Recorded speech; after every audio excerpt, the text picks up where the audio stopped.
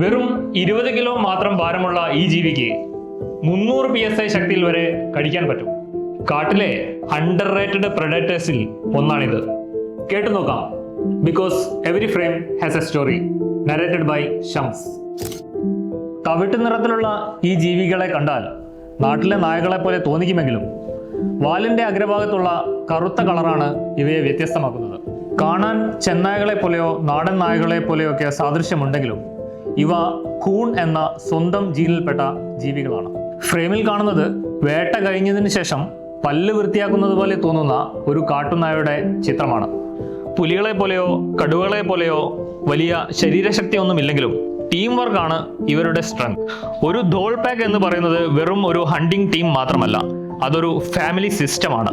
ഒരു പ്രസവത്തിൽ 10 മുതൽ 12 വരെ കുഞ്ഞുങ്ങൾ ഉണ്ടാകുമെങ്കിലും ഇവയെ നോക്കുന്നത് അമ്മ മാത്രമല്ല, ഈ ഫാമിലി പാക്കാണ്. ഇരയെ കീഴ്പ്പെടുത്തി കഴിഞ്ഞാൽ ആദ്യം തന്നെ കുഞ്ഞുങ്ങൾക്കും പ്രായം കുറഞ്ഞവർക്കുമാണ് ഭക്ഷണത്തിൽ മുൻഗണന.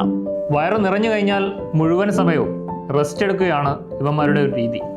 വംശനാശ ഭീഷണി നേരിടുന്ന ഈ ജീവികൾ ഇന്ത്യയിൽ ഇപ്പോഴത്തെ കണക്ക് പ്രകാരം ഏകദേശം 3000 എണ്ണം മാത്രമേ ഉള്ളൂ.